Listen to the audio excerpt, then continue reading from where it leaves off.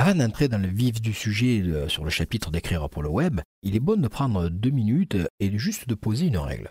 Se dire, voilà, quand on doit rédiger du contenu, écrire pour le web, la première question à se poser, c'est est-ce qu'on écrit nos pages pour des robots ou est-ce qu'on écrit nos pages de manière plus agréable pour des lecteurs, des êtres humains? Il faut passer en fait un juste compromis entre les deux.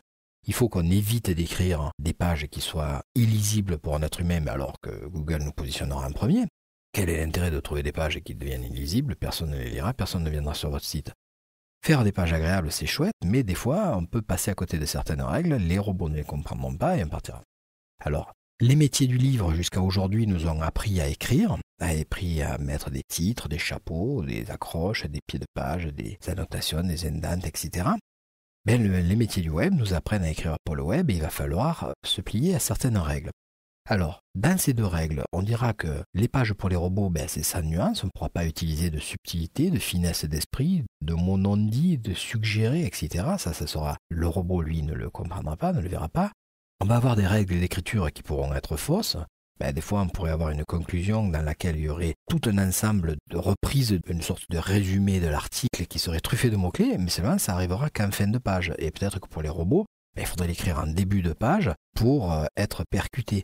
Le problème, c'est que si on écrit tout ça, on donne toute la solution. C'est Bob qui a tué avec Monsieur Moutarde dans le salon, mais c'est plus la peine de regarder l'histoire sur le thriller. Donc il faudra bien opter pour les robots qu'on aura des règles d'écriture qui pourront être fausses. Et finalement, c'est pas agréable à lire. Par contre, pour les lecteurs, on aura une écriture plus subtile et ça nous demandera simplement de respecter quelques règles simples SEO pour avoir en fait une page qui sera agréable. Alors c'est un peu un mélange des deux qu'il va nous falloir faire. Et on va voir au cours des diverses étapes qui vont suivre que c'est pas très compliqué à mettre en place, ça se demande simplement un peu de rigueur. Alors, si on revient maintenant sur ici, je vais repartir en arrière, voilà, un article qui a été écrit par Jean-Marie Leray il y a quelques années, c'était en 2006, mais c'était assez intéressant, c'était sur adscriptumblogspot.com, sur écrire pour le web quand vos lecteurs sont des moteurs.